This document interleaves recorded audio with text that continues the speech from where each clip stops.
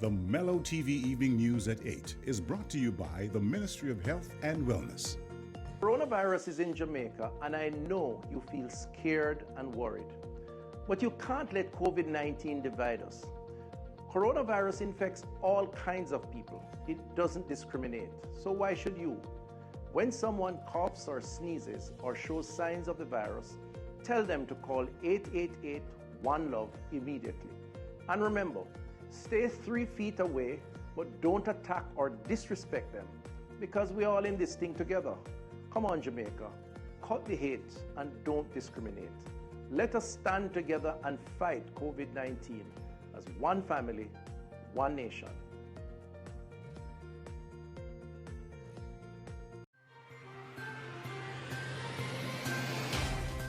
Tonight, Jamaica has recorded 4 additional COVID-19 related deaths and 66 new cases as of yesterday, November 24, taking confirmed cases to 10,488 and the death toll to 247. In light of the new curfew hours proposed by the Prime Minister for the December to January period, our news team took to the streets to hear the views of the public.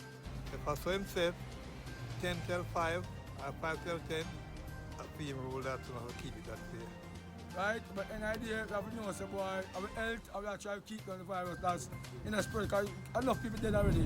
Still tonight, high alert activated and a search now on for 8-year-old Dominic Williams of Ferguson Drive, Riverton Meadows, St. Andrew, missing since yesterday. And the St. James Police list over 12 persons of interest.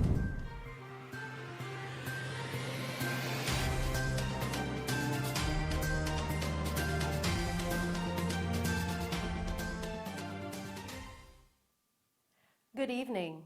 Jamaica has recorded 4 additional COVID-19 related deaths and 66 new cases of the virus as of yesterday, November 24. Now, this takes the total of confirmed cases to 10,488 and the death toll to 247.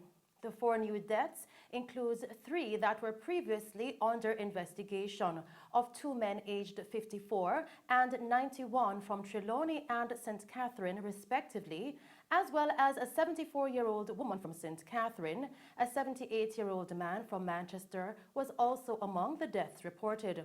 Now, of the newly reported cases, there were 35 males and 31 females, ranging in age from 11 to 84 years. The cases were recorded in Kingston and St. Andrew with 21 cases, Westmoreland 18, St. Anne 13 cases, St. Catherine 5, Hanover 3, St. James 2, while Clarendon, Trelawney, St. Mary and St. Elizabeth each recorded 1 case. Total active cases now stands at 4,476. In the meantime, the country also recorded 51 recoveries, taking the total of recoveries to 5,623. In the meantime, in light of Prime Minister Andrew Holness's newly proposed curfew hours for the December to January period, our news team took to the streets to hear the views of the public. Here is Ophelia Miller with more on this story. Some persons today shared mixed views following yesterday's announcement by Prime Minister Andrew Holness, who proposed that in an effort to slow and stop the spread of the COVID-19, new curfew hours for the December to January period will be 10 p.m. to 5 a.m. daily. Except for the public holidays, the curfew will commence at 7 p.m. and end at 5 a.m. Some persons in accepting the proposal said they are not sure this will be enough to stop the spread of the virus. We moved to 10 o'clock.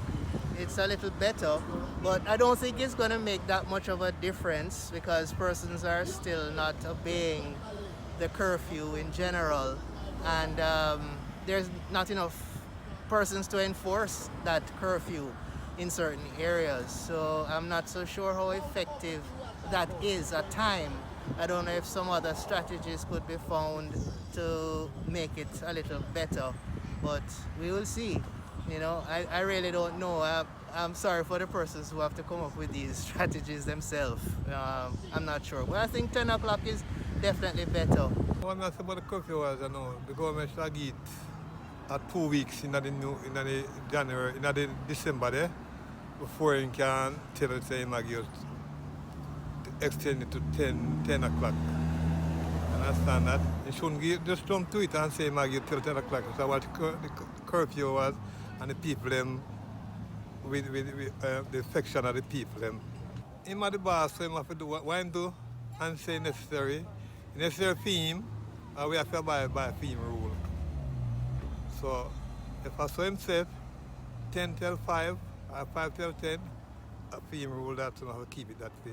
One vendor who sells at the downtown market in Kingston expressed that even though this will affect business, he trusts the Prime Minister is implementing these measures in the best interest of the people. Christmas is a Christmas of me and you used to. 12 o'clock, 2 o'clock, 3 o'clock at night. But any idea, through the COVID-19, he have cut it away. And really him do the right thing still because any idea, health come first. Right? But any idea, we have to know, say, boy, our health, and we have to try to keep down the virus that's in the spread. Because enough people dead already with the virus. But any idea, we have to try to hold on our one. So what him do, him do nothing wrong, you know. We have to just work with the government and him set a time date. So we have to work with the time setting. You understand, my big brothers? Nothing like we go fight and fuss and make lies. No. I'm Ophelia Mello, reporting for Mello TV News. In other news tonight, a high alert has been activated and a search is now on for 8-year-old Dominic Williams, a student of Ferguson Drive, Rivertown Meadows, St. Andrew, who has been missing since yesterday. Dominic is of dark complexion, medium build and about 3 feet 9 inches tall. Reports from the Hunts Bay Police coming into our news center tonight are that Dominic was last seen in his community at approximately 3:30 p.m. His mode of dress at the time he went missing is unknown. All efforts to contact him since then have so far been unsuccessful. Anyone knowing the whereabouts of Dominic Williams is being asked to contact the Hunts Bay Police at 876-923-7111, Police Emergency 119, or the nearest police station. In news from St. James, the police there today listed over 12 persons of interest. Here is Nethisha Johnson with more on this story. The St. James Police has listed persons of interest in relation to ongoing investigation in the parish. They are Kamal Scott, Aldane Reed, Dylan Budley, Jermaine Longman, Dwayne Maxwell, Siobhan Clifton Thrall, Damian Clark, Iverson Lofters, Navarone Hassie, Valderrana Christie, Baby Dread, Zuroy otherwise called Zulu, Rasta otherwise called One Drop. These persons are being urged by the police to turn themselves in to the Montego Bay Police by 5 p.m. tomorrow, November 26. I'm Nethisha Johnson reporting for Mello TV News. Still making news tonight, the Barrett Town Police seized a 9mm pistol and 3 rounds of ammunition in Vietnam, Barrett Town yesterday. Reports from the Barrett Town Police coming into our news center are that at approximately 10:20 p.m., a police team was responding to reports of explosions when several men were seen running in different directions. The area was searched and the firearm was found on the roof of a stall. No one was arrested in connection with the seizure. Investigations are ongoing. In other news, Minister of National Security Dr. Horace Chang says the ministry will be moving forward with additional social intervention initiatives aimed at curbing crime in the parish. Dr. Chang, who is also Deputy Prime Minister, was addressing a press briefing on November 20 at the Freeport Police Station after touring the Coral Gardens, Mount Salem, and Freeport Police Stations. The minister noted that chief among the initiatives is the merger of the Cornwall Automotive Training Institute, CATI, and the Hart NSTA Trust Training Facility in Flanker to become the Caribbean Military Technical Training Center, under the management of the Jamaica Defense Force, JDF.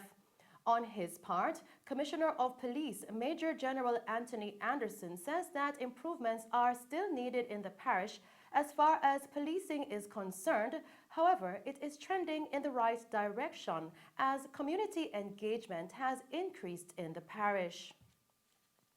Still making news tonight, members from the Kingston Eastern Police Division conducted a welfare check on retired officers earlier today. This marks part of the JCF's celebration of 153 years.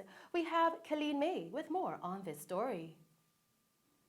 As part of the week of the Jamaica Constabulary Force JCF activities to mark its 153rd anniversary, a team from the Kingston Eastern Police Division earlier today visited retired officers in Rollington Town. Sergeant Wickham Campbell, sub-officer in charge of the community safety and security in Kingston Eastern Police Division, explained some of the activities that will be done within the division throughout the week. The Jamaica Constabulary Force is celebrating its 153 anniversary, and there are a number of activities that is planned, to include visiting some of our elders in the community, to include a church service, going to the communities and having meeting with community members. We also have a treat for our most outstanding club members, police youth club members, the most outstanding police youth club members, mothers and fathers from the division, and amongst many other activities in the Kingston Eastern Division. We would have visited two of our own, I must say. One is our present serving member who is sick, is not doing that well, and one is a retired Inspector of Police, 97-year-old Mr. Simeon Shepherd, and we see fit to visit with our own also as we impacted community members. The feedback is very warm. They welcome the gesture and they feel somewhat wanted. They feel as if they are a part of us and that the love is there for them. It's a type of motivation. Sergeant Campbell further added that crime in the Rollington Town community is currently under control. I can say crime in Rollington Town now is under control. Things have been relatively quiet for some time now. We haven't gotten any adverse report, anything negative in the Rollington Town area. I believe this contributes to the impact with the police, the interaction and the trust and confidence that the people have in the police working in their space now. He further expressed that the revitalization of the neighborhood watch is one of the main initiatives they are looking to get done. The neighborhood watch movement is somewhat dormant, and we are trying to revitalize the whole movement since the beginning of this year. Because of the pandemic, we haven't been in contact with our stakeholders in the neighborhood watch because of the physical distance and so. But for the past month, we have been putting together a committee, which is a steering committee led by Mr. Bradley Leckie, Justice of the Peace of Rollington Town, and it is going very well indeed. We also revitalize a civic consultative committee for the Kingston Eastern Division. It's the same thing for the Police Youth Club. We have started out with a steering committee for the Police Youth Club Council, and we believe that we are doing a very good job, and we see where success is there.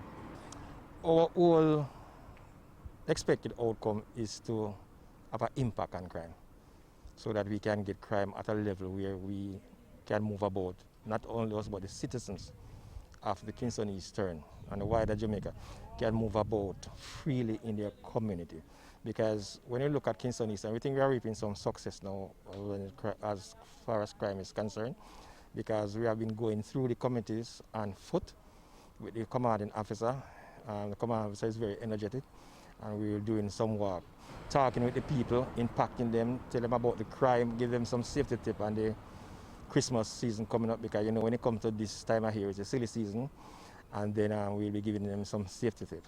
Bradley Leckie, a Justice of the Peace for the Rollington Town community, who works closely with the police, explained that revitalizing the social and civil groups within the community can help to minimize unlawful behavior.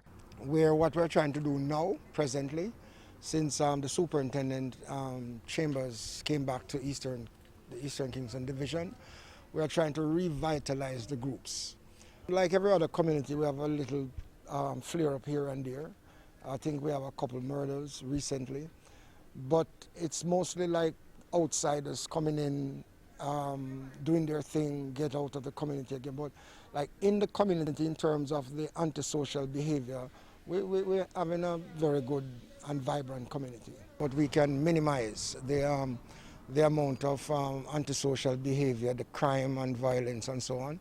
At one stage, I remember we were like examples, in this community when it comes to the neighborhood watch group. So we went all around trying to reorganize and establish groups.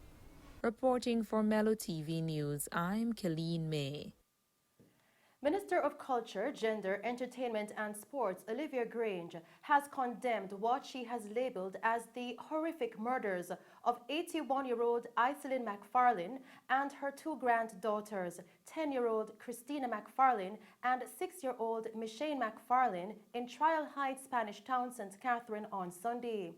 The Member of Parliament for Central St. Catherine extended condolences to the bereaved family and urged community members to offer any information they might have to the police. She revealed that she has asked the Bureau of Women's Affairs to visit the community and to collaborate with other public and private sector entities in order to provide counseling to members of the family and to the wider community. The minister said the crime highlighted the need for Parliament to move quickly to amend several pieces of legislation to address the issue of violence against women. She added that Jamaica has adapted similar measures to those used in the United States and has included them in a 10-year National Strategic Action Plan to end gender-based violence. Among the actions taken locally is the development of a network of shelters for women who need help to leave abusive relationships. Minister Grange also shared the 24-hour hotline numbers for women who need to access the shelter. These are 876-553-0372 and 876-929-2997. In other news, the Ministry of Education, Youth and Information has partnered with Microsoft to provide free of cost 500,000 Microsoft Office 365 education software licenses to students in educational institutions. Making the announcement during yesterday's sitting of the House of Representatives, Minister Favour Williams said the approximate annual value, assuming all 500,000 licenses are used, is US $15 million or Jamaican $2.1 billion. The 500,000 free licenses of Office 365 Edu A3 plan for students in Jamaica includes full Office suite with Excel, PowerPoint, OneNote Publisher for personal computer, PC only, Access for PC only, and services that includes Teams, SharePoint, and Forms.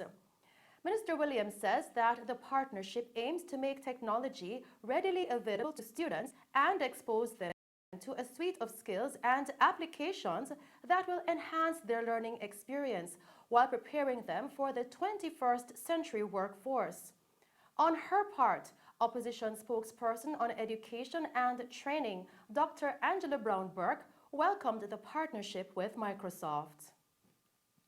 And those are the stories making news. I return with the recap. We'll now take a break and then join Christopher Scott with the sports.